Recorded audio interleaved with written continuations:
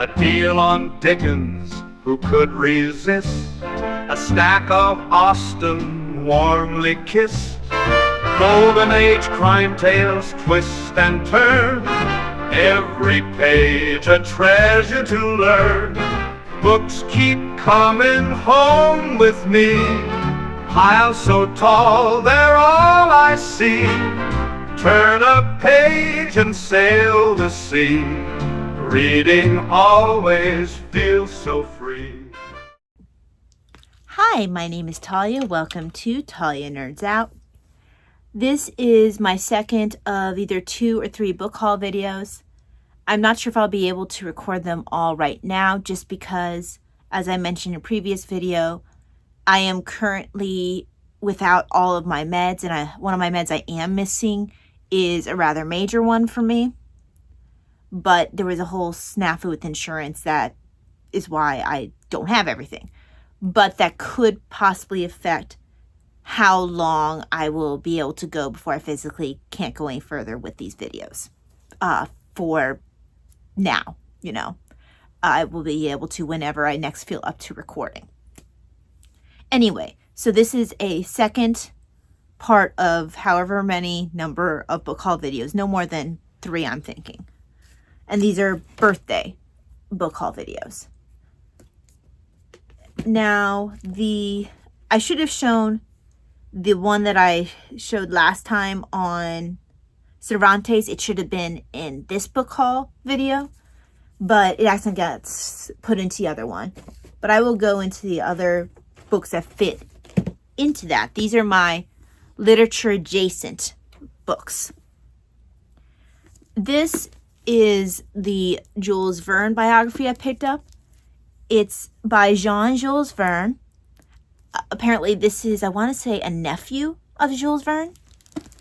And from what I understand, it's quite a good biography. It's translated by Roger Greaves. I don't know how that translation is, but everything I understand about this is that it's just generally a good biography and provides that personal view that only a family member can really give. This was a well-recommended biography. I did take a look at the William Butcher biography, but I was not surprised to see in people's review of the book that Butcher focused. He seems to have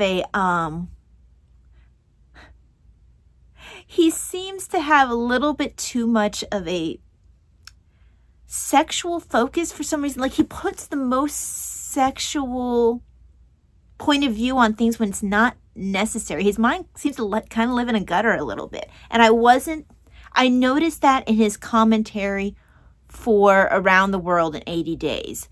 So while I will continue to read other books translated by him, I won't necessarily put a whole lot of stock in his commentary because I've seen this tendency with him, and he just kind of has a bit of a dirty mind.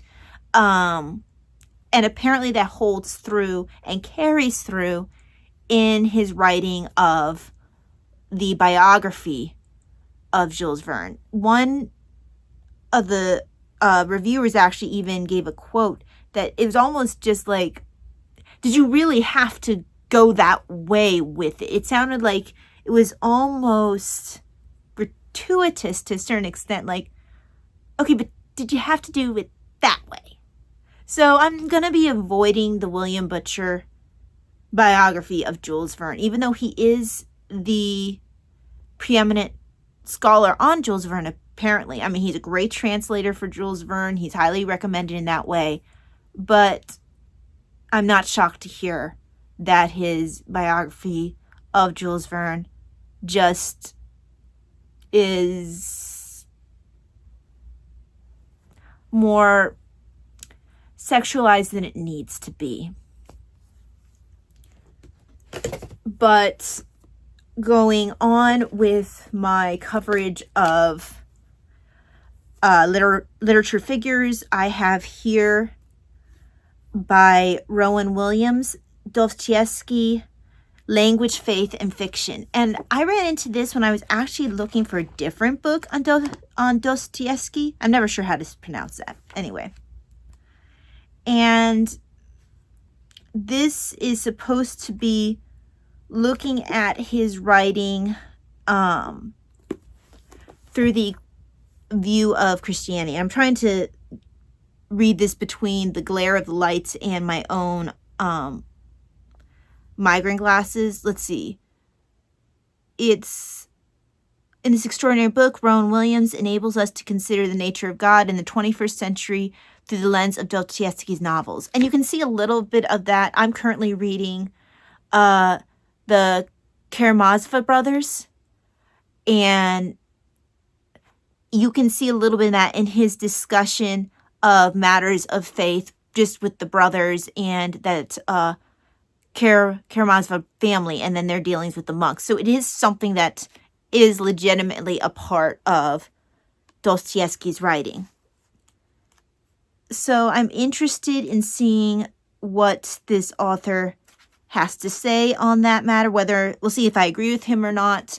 I'd like to maybe get a few more books of Dostoevsky's read before I read this or the biography. I think what I'll probably do is read a few more Dostoevsky's works, then I'll read the biography, and then I'll read this. That's what I might do. Just so I get the most full view of the author and his work before I look at this religious perspective on his work. Now this one is Irene Gamel's Looking for Anne, How Lucy Maud Montgomery Dreamed Up a Literary Classic. I have a feeling I will be lending this one to my mom when I'm done because she's a huge fan of the Anne series.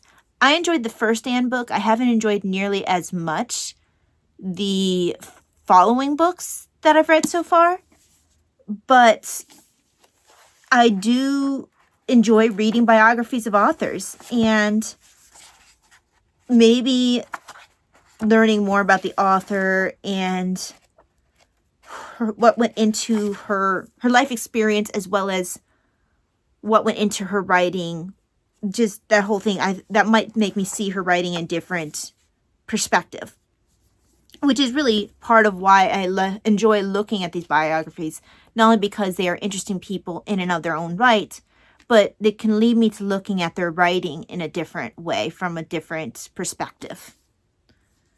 So, yeah, I look forward to reading this, and how I'm personally of the opinion that there's a lot of Ellen Montgomery put into the Anne character, which is why I think that you can, if you're paying attention, you can catch other Anne types within Ellen Montgomery's works. I think that there's some self-inserting in her works. Then these books, well, first of all, I'm pretty sure this was a free book credit for me. Oliver Sacks, The Man Who Mistook His Wife for a Hat. I've only actually ever listened to this book, and when I saw that I could get it as a free book, I'm like, okay, I need to finally actually read this as a physical book, because I remember really enjoying it when I listened to it, and I want to actually own it as an actual book. And they give me actually a fairly nice margin to write in, which will be nice. This makes me think, with the pictures and stuff, of the book that I have of his on migraines, which I still haven't finished. But yeah, I look forward to reading this, or rereading that rather. Actually, what's this doing this section? This should have been in my history section.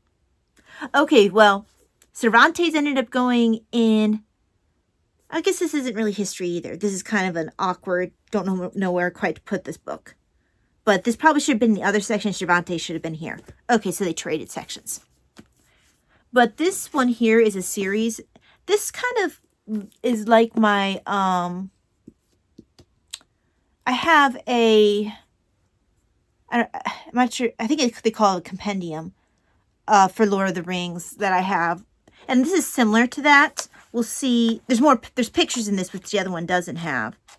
So we'll see if this provides any more information that my compendium doesn't have. But this is David Day's A to Z of Tolkien. And I'm interested in seeing what's in here that the other one doesn't have. I believe there might be a little bit more in the way of details. There's definitely more in the way of pictures. The Ents. And then here's the Dead Men of Dunharrow. Don't know how well those pictures are coming across. In the same series, and the pictures for these are beautiful.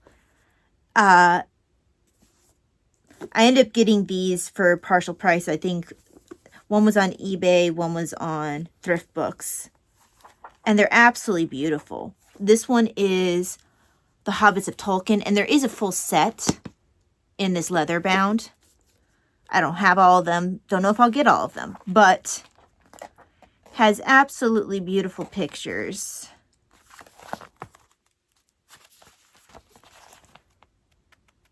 For the south, West Farthing, North Farthing, East Farthing, South Farthing. Then here is another pretty picture. Gandalf.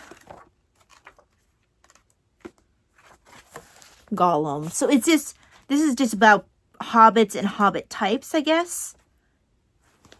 It's just really pretty. This is looks like it'd just be like one of those reads that you can kind of pick up, read a little bit here and there. So, nice. Now, a part that's in series by David Day is this another one here, which is Heroes of Tolkien. Ooh, huh. Now this one's a villain, but this is Glamrung at the Fifth Battle. That is an eye-catching picture. Oops, and there is Celebrimbor forging one of the rings of power. Look at these pictures. The pictures alone are worth it. Okay, this is the one that caught my eye. Taranon, the first ship king of Gondor. Doesn't he look like Thor? He looks like he should be Thor. So this is just a very lovely book. Ooh. As well as being its back end. One that is going to be interesting. Just the prettiness of it. Bilbo Baggins in the lair of Smaug the Golden. Now, from what I understand, is that this is an examination from like a critical, but not necessarily a negative perspective of the characters. So, when I say critical, I mean like literature. Yeah. Brain is not working. Anyway, when you read, you have different books that will speak critically on literature, critical examination of literature. There, that's the word, the idea I was looking for. So this is a critical examination, I guess, of Tolkien's heroes. Ooh, pretty. Oh, this must be Omo? Is that the one of the sea? I bet that's Omo. Let's see. That is a beautiful picture. Yeah, Omo, the Lord of the Waters.